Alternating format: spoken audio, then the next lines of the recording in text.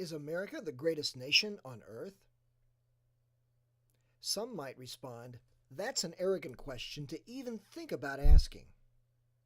Others might say, we used to be, but somehow America has lost its way. And so we are no longer the greatest nation on earth. The result? A rise in broken families and an unraveling of our society. What can people of faith do to help reverse this trend? To find out, let's talk with 5 authors we meet on the internet and learn about the frontier of online ministry.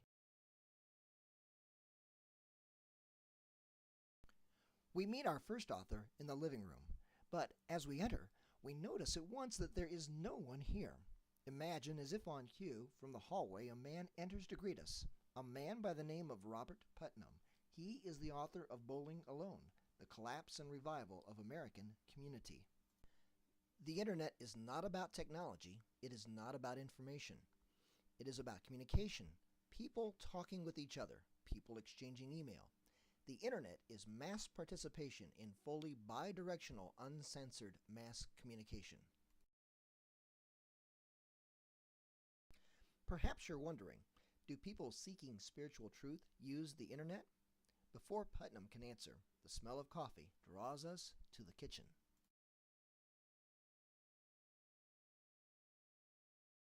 As we enter the kitchen, a man turns from the coffee pot to offer us a fresh brewed cup of coffee. Imagine that he is George Barna, the author of Growing Your Church from the Outside In. About 1/3 of the unchurched say that using the internet has helped them to make and maintain friendships. About 2/3 of the unchurched who said this were under the age of 35, and 1/5 of unchurched adults noted that the internet is a source of information they use regarding spirituality and matters of faith. After listening to Barna, you ask, so, is it time to adopt new methods to reach people using the internet? And before he can respond, we hear a voice answer, it sure is, and to see why, come into the den. Walking into the study, we see a man in his early 30s sitting at a computer.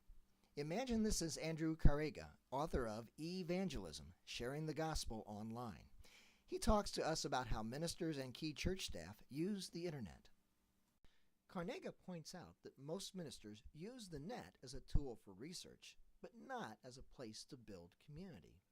He argues that instead of talking about static websites as online ministry, we should talk about the dynamic conversation springing up all over the internet, on blogs, in chat rooms, over instant messaging, and on the various forums and Usenet groups.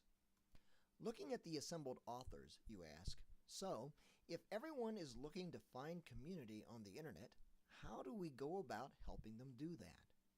From the library, 2 voices respond to our question, and they say, we thought you'd never ask. We are welcomed into the library by 2 gentlemen whom we imagine to be John Hagel III and Arthur Armstrong. They are the co-authors of NetGain, Expanding Markets Through Virtual Communities, and begin to explain their concepts about building virtual communities online. The travel industry is essentially made up of a community of small groups. Some small groups like to travel on cruises, some like to go mountain climbing, while others like to backpack through Europe, staying at hostels and B&Bs. Each one is a community all to itself, but shares a common need to provide their members with air flight bookings, car rentals, hotel accommodations, and other services. These core services lie at the hub of a wheel, with the various travel communities forming spokes on that wheel, much like this image. Different groups of what I'll call spiritual seekers hang out with like-minded people on social media, in self-selecting groups on such websites as Facebook, LinkedIn, Twitter, and others. They have their conversations amongst themselves, just like the unreached people groups scattered around the planet where various missionaries go today.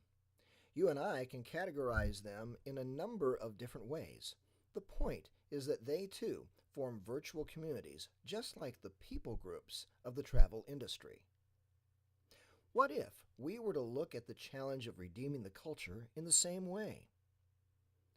What if we were to take the concept of doing ministry and apply it to the internet? First, we'd need to have a plan and stick to it. Second, we'd need to learn how to use the iron of the culture. And third, we'd need to count the cost and prepare in advance for the task set in front of us. That's what this website is designed to help you do. As a way of saying thank you for visiting this page, please be sure to download my ebook, Finding Community, Creating Connections on the Frontier of Online Ministry.